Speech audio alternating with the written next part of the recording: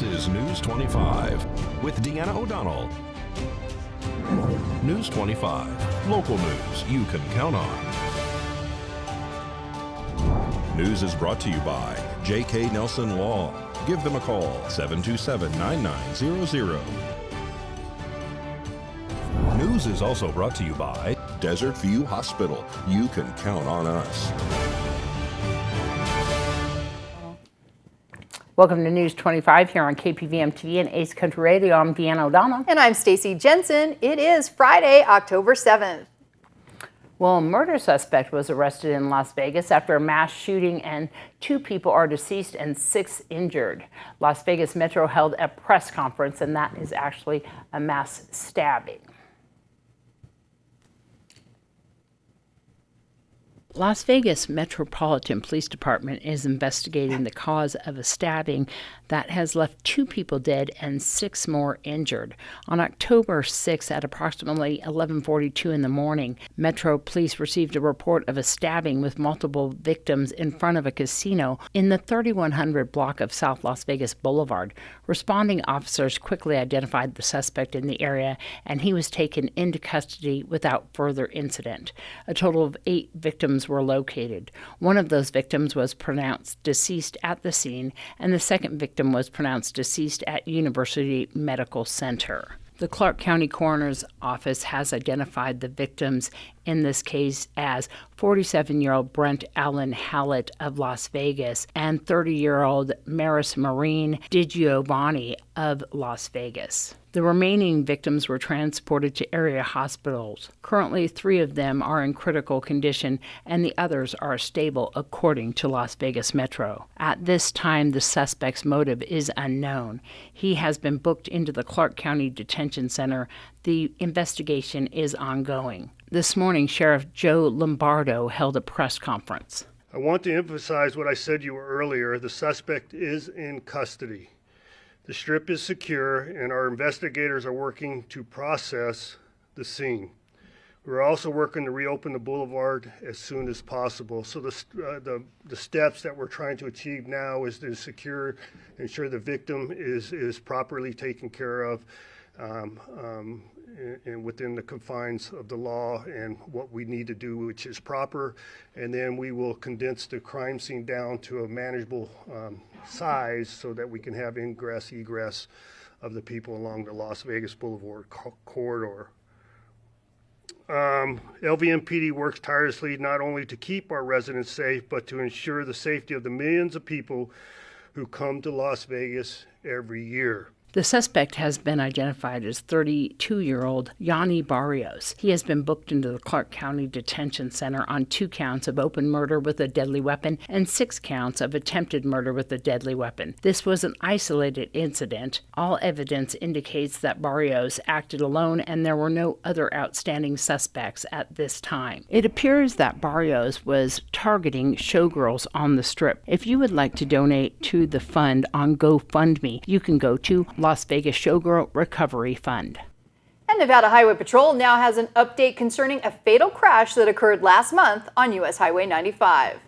Nevada Highway Patrol has updated a fatal incident that occurred on the U.S. Highway 95 at mile marker 26 in Nye County on September 24th. Preliminary investigation has revealed at approximately 6:40 a.m., Nevada State Police responded to a reported fatal crash at the location on the highway north of mile marker 26. Upon arrival, it was determined that a white Acura and a white Volvo semi with a trailer attached were traveling southbound on the highway. The semi was in front of the Acura. The Acura was traveling, according to police, at a high rate of speed as it approached the rear of the semi. The driver of the Acura failed to decrease the vehicle's speed and steered to the left. The right of the front of the Acura struck the left rear of the semi. The Acura entered the northbound travel lane and began to rotate clockwise and overturned. The driver of the Acura was then ejected from the vehicle as it overturned. The driver of that vehicle succumbed to injuries sustained as a result of this crash and was pronounced deceased on scene. That driver was identified as Benny Jr. Ramirez. He is 41 years old and a male from Colton, California. No injuries were reported from the driver of the semi-tractor trailer. Well, this morning, one person was medically transported from a crash involving a sedan and a motorcycle right here in Pahrump. The Nye County Sheriff's Office is investigating the cause of a two-vehicle crash that occurred this morning on Center Street and First. Upon arrival, they found two individuals described as being entrapped inside a compact vehicle. Nye County Sheriff's Office deputies requested the assistance of Pahrump Valley Fire and Rescue, who arrived on scene. The passenger inside the vehicle was transported by ground ambulance to Desert View Hospital with injuries sustained as a result of this crash with a motorcycle. The motorcycle rider claimed no injuries at the time of the incident. That rider appeared to be carrying a large amount of eggs at the time of the collision. No other injuries were claimed at the time. Nye County Sheriff's Office deputies diverted traffic around the incident while the investigation and cleanup of the scene was conducted. And we'll be back with more News 25 right after this break. You're watching News 25, the most recognized and farthest-reaching local news in Nye County. News 25, local news you can count on. And welcome back. The Department of Corrections says that an offender, Jeremiah Nichols, is back in custody at High Desert State Prison after driving away from his Casa Grande Transitional Housing work assignment in May. 32-year-old Nichols was arrested May 5th of this year for a DUI after driving away from his work site in his employer's vehicle. In an oversight by the Department of Corrections, a return warrant was not issued, and Nichols was released from the Clark County Detention Center on his own recognizance. He was arrested again on September 22nd on suspicion of carjacking and kidnapping. He then subsequently released on house arrest in a joint operation with local law enforcement. Department of Corrections recaptured Nichols on October 4th, and he was then booked into the High Desert State Prison. Department of Corrections has adopted stricter notification protocols to ensure that this does not happen again.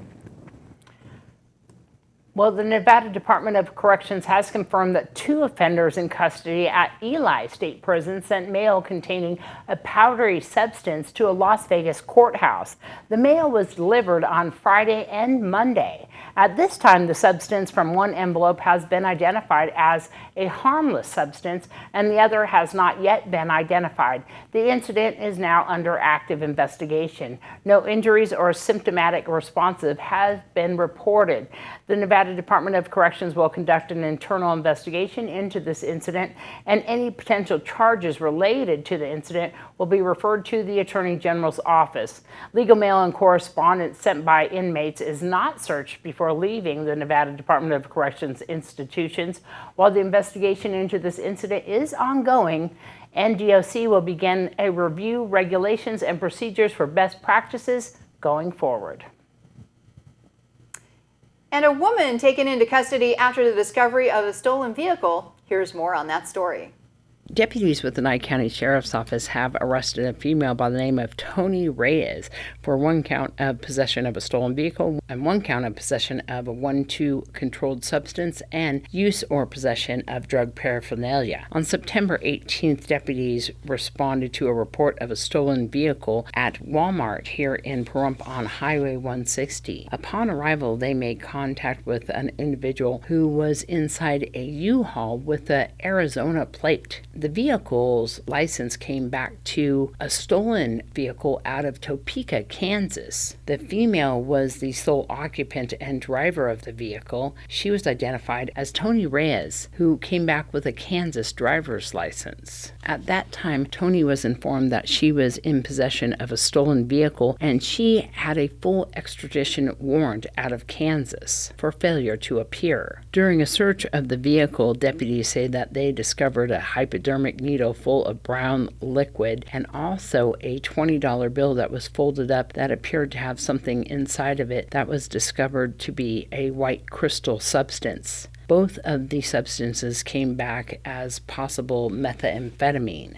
Reyes has been taken into custody and transported to the Nye County Sheriff's Office Detention Center and is facing charges related to these crimes. Well, you might have heard about a fight in the middle of the intersection near the center of town over the weekend. We have more on that story and who was arrested right now.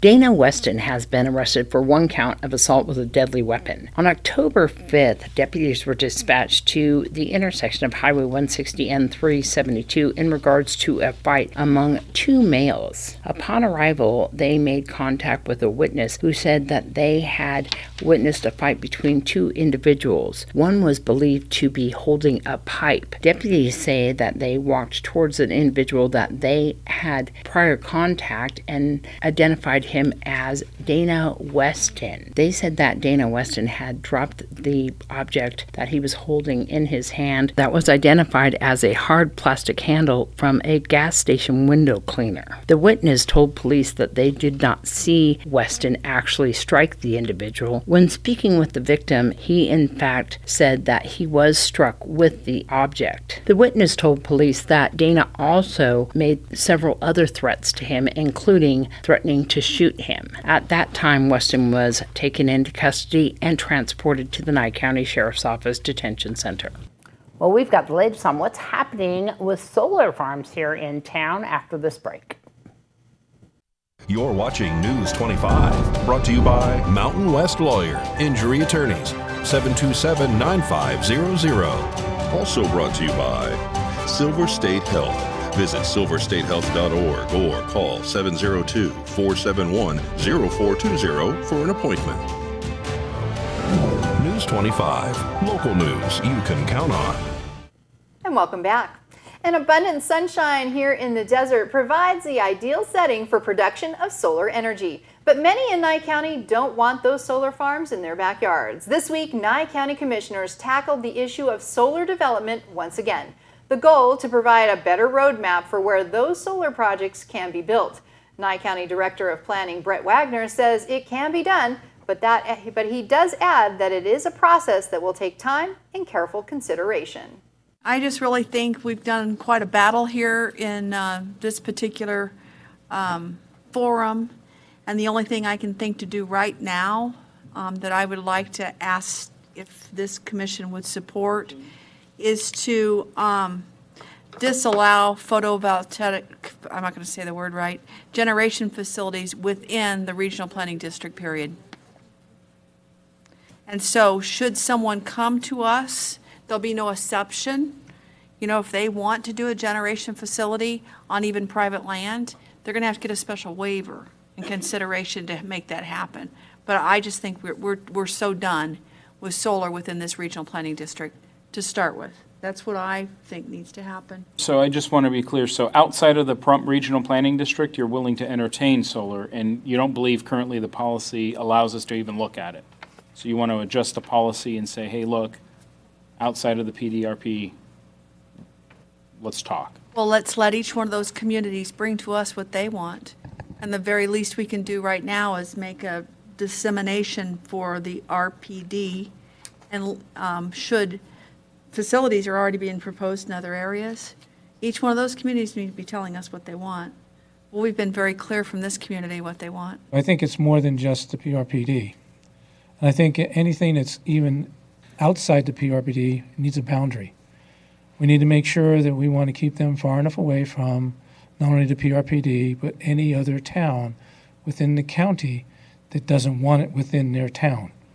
And even if it's outside their town, that there's boundaries around that as well. This is how far or how close you can make it. People at BLM definitely want to know from the county what stay out areas do we have, so they don't even put forth any documentation. So they can just say, sorry, county said no, go someplace else. We've talked about this before, so you know where I'd like to go with this, and I think the board's in the same place. We know we don't want anything in our community, but we need to give them boundaries around the community so they know how far they can go, at least in our county. I've never dealt with moratoriums of any kind whatsoever, but that's kind of what you're proposing. And I don't know if there's criteria. We'll have to work with the DA's office to see what kind of criteria, or what findings the board or whatever the authority is to make those kind of decisions would need to have to actually do that. I do believe it's going to require far more than just a map with whatever boundaries. Absolutely. But, It's going to require code amendments to actually write that in, and that's where we're going to have to work with the DA's office to make sure it's properly done, so it doesn't, cause us problems, lawsuits, and that kind of stuff down the road. Well, there is a wood available right now, especially for Pahrump residents. I got a phone call from the Forest Service yesterday who is urging Pahrump residents to get some wood that is available up there in Trout Canyon. The Humboldt-Toyabe National Forest Spring Mountain National Recreation Area will be selling firewood permits on a first-come, first-served basis.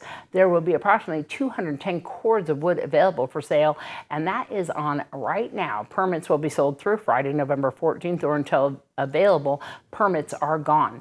To minimize the impacts of the spread of COVID-19, firewood permits will only be processed via email. Permit holders will begin cutting and collecting wood as soon as Saturday, October 1st, but only after permit and load tags are received via U.S. Postal Service. For detailed instructions on how to purchase firewood permits and cutting locations, you can visit their website. Interested woodcutters may also contact the individuals that I'm going to tell you about in just a moment from September 21st until the November 5th deadline. A cord of wood can be purchased with a credit card for $40, and there's a maximum of 2 cords per household.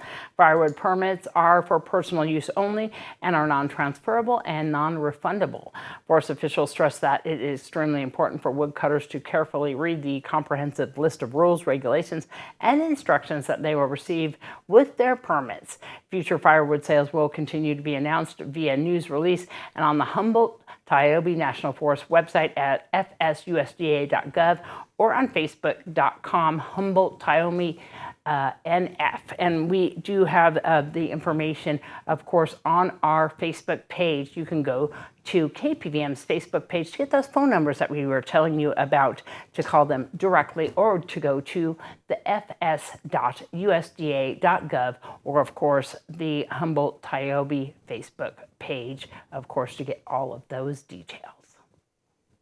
And football season is back, and so are all those delicious game day foods. Pizza, wings, popcorn, pretzels, you name it, but they're not exactly the healthiest. So you should cut them out completely, or is it moderation? Okay, here's more. Number one, let's think about sitting down for a football game, whether it's at a stadium or within our couch.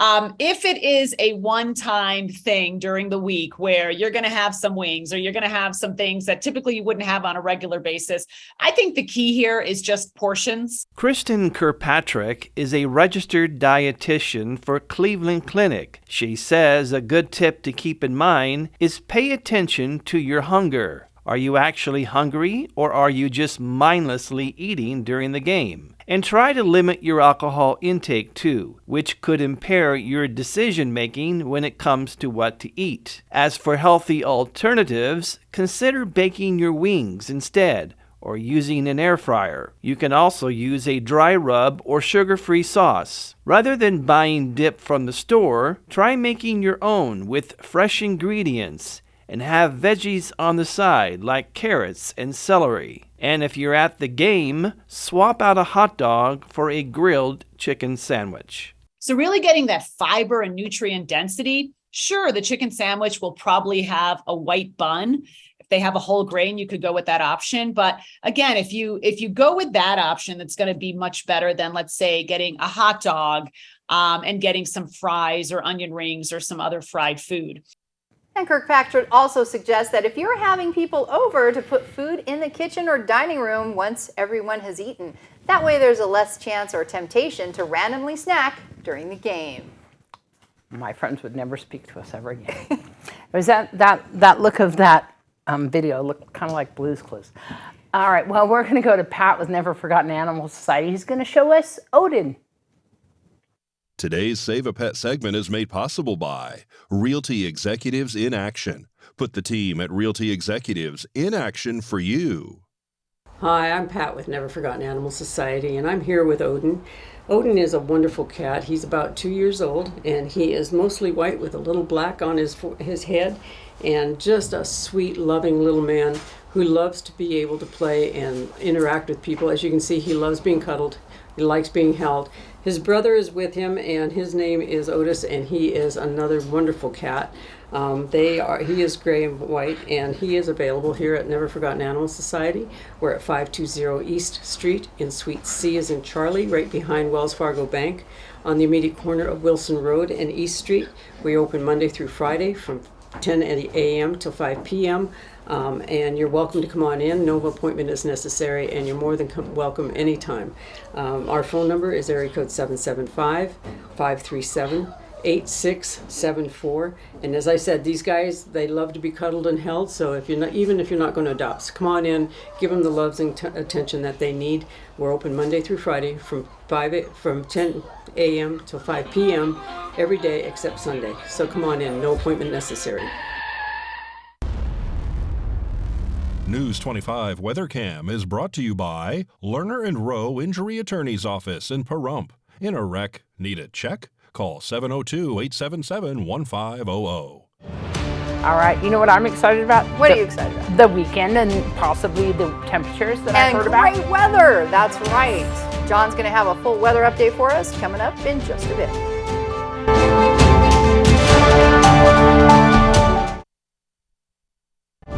News 25 weather is brought to you by Dairy Council of Nevada.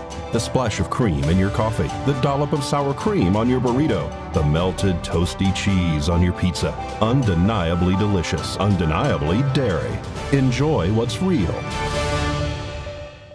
Happy Friday. Good evening, Nevada. It's John Kohler from the KPVM Channel 25 Weather Studios. We made it through the week and onto the weekend, and it's going to be a beautiful fall weekend. Let's take a look at the weather scores for today, though. Fernley and Fallon checked in as weather twins at 84. Carson City close behind at 83. Out in Tonopah, 77 degrees. A nice cool day. And the Cool Spot Award to you. Goldfield chasing you at 79 degrees. We got 89 out in Beatty. Amargosa all the way up to 93. Respectable 90 temperature. And the Hot Spot Award today, 89 out in Las Vegas. Here in out in Death Valley, it's 105, but here in the paradise of Pahrump, let's take a look. 89 degrees, that's our current temperature. Well, we outpassed Vegas a little bit earlier. 91 degrees was our high today. Good for us, Pahrump. All right, winds out of the east at 5 miles per hour. Sun rose this morning in all its glory and majesty at 6:44, and it's setting this evening at 6:18. We'll look for that sunset and a low tonight of 61 degrees. Winds out of the east kindly to 6 miles per hour. Humidity up to 26%. Smells like clouds, maybe. Let's see. Oh, yeah, look at that. 3 days of clouds. And then come Monday, look at that. 17% chance of rain. Temperature's going to be receding a mite. We're going to lose about 5 degrees heat from our current situation, and we'll head down to an average. The rest of the week, about 85 degrees. Monday, yeah, look for a little bit of rain. Might see some sprinkles. It might be a stormy Monday. But Tuesday looks like it's getting all red again, and sunshine for the rest of the week. Should be a pretty good 7-day period of fall weather. Looking forward to it. Enjoy the weekend. We'll see you on Monday. And back to the desk. Here's Deanna. Hey, all right, there it is. so we've got some Halloween things going on. You know, we're trying to get as many people as possible down at the Calvada Eye because it's going to be that wonderful spook eye. Look at that wonderful flyer right there. I love it. I wonder who made that. I wonder who did. That would be me. It would be, give Barbara Thompson a call if you'd like to reserve a spot, 775-764-0681. We're going to be down there on Halloween night from 5 to 8 p.m. It's, of course, free. You just need to hand out some candy. You know what's great about this is that in our area, which is rural, you know, it's very hard to enjoy all the Halloween things, handing out candy at the door. So you can bring up your car, you can decorate a little tent, you can have the family, organizations, churches, and everybody join us. We need vendors. We need folks to come on out and actually be handing out. Yes, so the Kiwanis, the Rotary, ourselves, everybody's going to join in. We have First Choice Pregnancy Center, the sheriff, other candidates are coming down there. Maybe? Didn't we have them last time? I'm hoping. We're going to have everybody down there in the Calvetta Eye. You know where that's at. It's at Walt Williams Drive, right next to the County Commissioner Building. We're going to be there in the park next to the duck pond, handing out candy on Halloween night from 5 to 8 p.m. Come on down. And of course, give Barbara Thompson a call to reserve your spot. And she is with the Rotary Club. Make sure that you reserve a spot down there. Just decorate tent, have your car pull up, and we're going to hand out candy on Halloween night. It's going to be so much fun. Sounds good. Well, that does it for tonight. And again, it's Friday. Have a great weekend. We'll see you on Monday. Good night.